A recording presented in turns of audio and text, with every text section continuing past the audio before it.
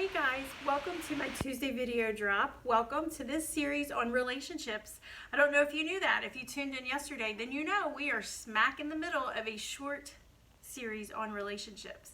Last week I talked about respect, and you guys had a lot to say, and it seems like we can all raise our hand and say, yep, I've struggled with showing respect, especially to our person, our most important person. So this week we're talking about communication, and if you heard me yesterday, I'm going to say it again, that respect, in my opinion, is the foundation to a strong, healthy relationship.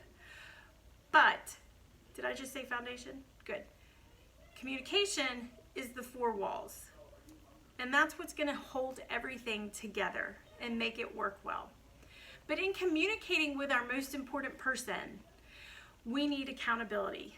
Our communication needs accountability because, especially in relationships with men and women, we may speak English, the same language, but we use different tongues, we use different wiring. We can say the same thing. I can say it 8 ways this way, and my husband can say it 8 ways another way and still try to say the same thing. But when we're trying to communicate together, that oftentimes can create a little chaos or tension. And so that is why I believe that our communication needs some accountability. And I'm going to give you a few ways on how you can use accountability, which is basically a checklist of, hey, is my communication in line here to continue to grow what we're trying to grow here and have a thriving relationship?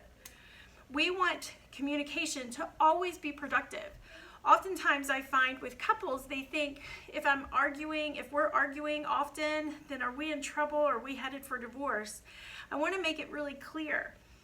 When we argue, as long as it's productive, it's good, it's okay. As long as it's productive and, like we talked about last week, it's respectful, then it's okay. Now, if you're arguing constantly, you might need some outside influence to help you with that because something is keeping you from being able to be at peace with each other and be in line. But arguing in and of itself is okay as long as it's productive and respectful. So how do we keep communication accountable? Here we go. Like I said last week, tone matters. That's under respect. The way that our tone and the way that we communicate, especially for us women, it really does matter. Actually for men too, because a lot of times men, when they're trying to be loud, can sound very forceful. So tone matters. Second, we want to give grace. I know for me that I often get frustrated when someone, but especially my husband, doesn't say what he's trying to say quickly enough or exactly the way that I think he should have said it. And I think that seems to be a female thing. So we need to be able to give grace when communication isn't perfect. Number 3, we need to over-clarify. Over-communication is not a bad thing. It never is. What I mean by over-clarify, or one of the ways that you can over-clarify, is by asking questions. Ask follow-up questions. My husband is so good at follow-up questions. Sometimes it's irritating. I want him to stop asking clarifying questions. But that is on me, not him. Over-clarifying, make sure that our communication is being held accountable and that we are on the same page. So asking clarifying questions. Another way to do that is to mirror what the other person is saying. And by mirroring, if I said that without my southern accent too much, is that we rephrase what somebody has said to us in our own words to communicate that we understand. Okay?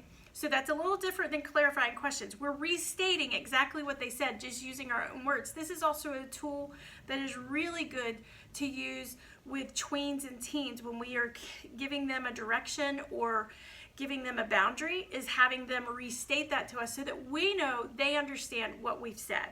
So over clarify with follow-up questions and mirroring. That's another way to just keep our communication, giving it some, I've lost my words, some accountability. And last, we want to be very ready to apologize and ask for forgiveness often and quickly. So I want to encourage you. I want to tell you, I've never been in the presence or participated in an argument or a high tension communication where it was completely righteous. And by that, I mean that no one was disrespectful, no one used a poor tone, no one said anything they didn't mean. I mean, have you? I know that I can't say that I really have. If I have, I don't remember it. But because of that, I think after there's been maybe some tension in communication, we need to be very quick to say, hey, I'm sorry, I didn't quite use the most respectful tone, or I said something I didn't mean. Be ready to apologize and to ask for forgiveness, and do it often and quickly. These are my few ways to keep our communication accountable. Next week, we're going to end our relationship series talking about two pretty difficult things. Number one, we're going to talk about how we need to stop using comparisons. And number two, if you're living in a less than thriving relationship, there's probably some resentment. So we're going to talk and dig a little bit deeper in what do we do when we feel resentful towards our person. Thanks for tuning in. Love to hear your comments. Love to hear from you. Like, share. See you next week.